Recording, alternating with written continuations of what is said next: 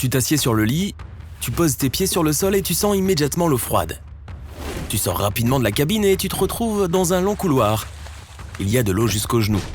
Les gens mettent des gilets de sauvetage et courent vers les escaliers. Tu cours après eux et tu te retrouves en plein milieu du chaos. Il y a de l'eau partout. Une femme glisse dans les escaliers et tombe. Tu l'aides à se relever. Tu es poussé par des gens de tous côtés. Tout le monde essaie de monter les escaliers. Il y a encore plus d'eau derrière toi. La cabine que tu viens de quitter est complètement inondée. Encore quelques secondes et le niveau de l'eau va monter au-dessus de ta tête. Heureusement, tout le monde parvient à sortir. Le pont supérieur se brise. L'énorme navire est incliné sur le côté. Le bruit du bois qui se brise, le grincement du fer et les cris des gens se mêlent à la musique des violons des musiciens. Tu te diriges vers les canaux de sauvetage et tu as l'impression de gravir une montagne. Il n'y a pas de canot de sauvetage disponible, mais tu trouves un gilet de sauvetage. Toute la proue du navire s'est enfoncée sous l'eau. Tu te trouves au bord de la poupe et tu décides de sauter. Tu attends que le navire s'enfonce plus profondément dans l'eau afin que la distance entre toi et la surface de l'océan soit réduite. Tu sautes enfin et tu te retrouves dans l'eau glacée. Il fait moins 2 degrés Celsius. Pas assez pour geler l'océan, mais suffisant pour transformer une flaque d'eau sur la route en glace. Tu as du mal à respirer à cause du froid. Tu regardes l'un des navires les plus majestueux et réputés insubmersibles de l'histoire couler. 1h30 plus tard, un autre paquebot arrivera et sauvera tous les survivants. Mais avant ça, tu dois gérer cette situation d'une manière ou d'une autre. 90 minutes pour survivre la nuit dans les eaux glacées de l'océan Atlantique, parmi le chaos, les cris et le désespoir. Une seule chose pourrait être encore pire, les requins. Tout le monde connaît l'histoire du Titanic.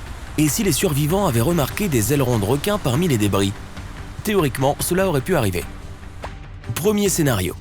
Le bruit du crash et les vibrations dans l'eau pourraient attirer les grands requins blancs. Ils nagent dans les eaux froides de l'océan Atlantique où s'est produite la catastrophe. Ils font partie des prédateurs les plus dangereux de la planète.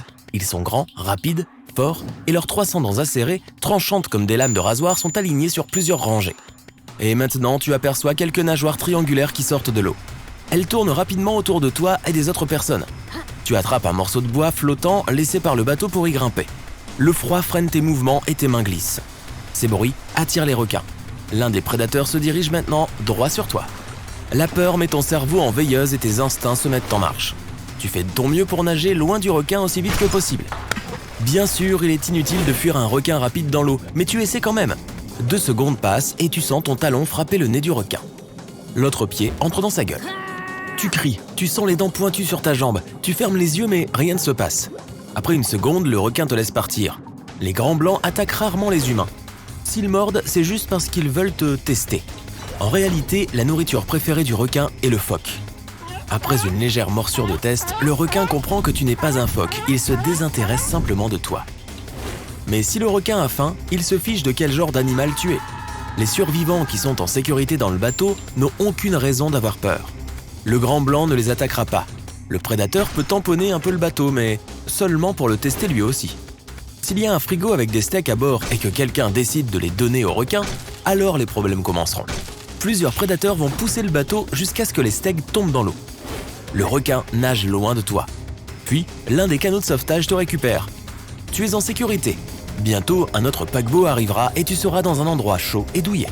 Deuxième scénario. Si l'eau était plus chaude, les survivants du Titanic pourraient rencontrer des requins bulldogs. Tu sautes dans l'eau depuis le navire qui sombre.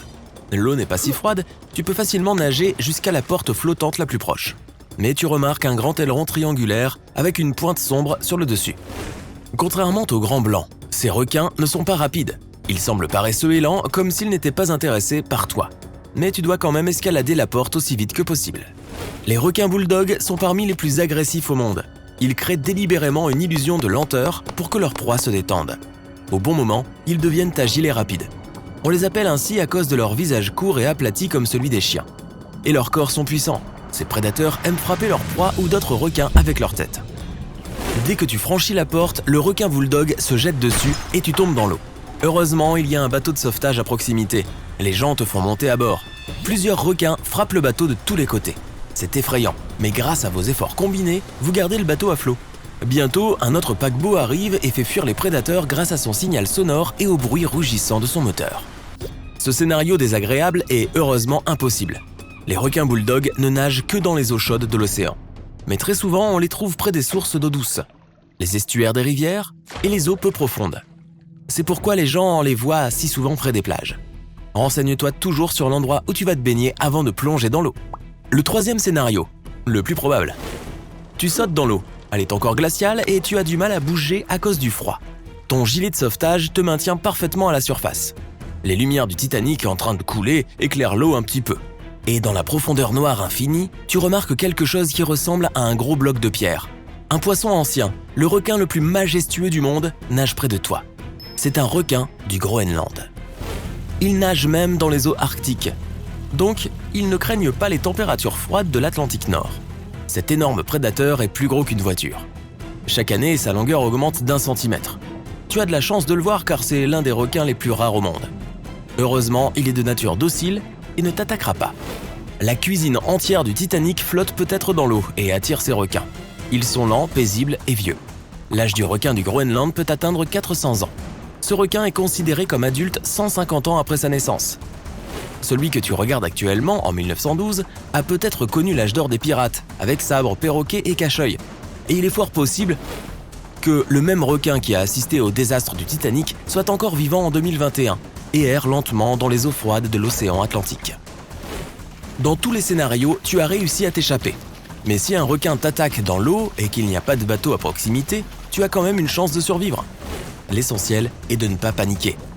Ne fais pas d'éclaboussures ou de mouvements brusques pour ne pas exciter le requin. Tu portes un gilet de sauvetage, tu n'as donc pas besoin de bouger pour rester à flot. Ne t'éloigne pas du requin, sinon il pensera que tu es sa proie.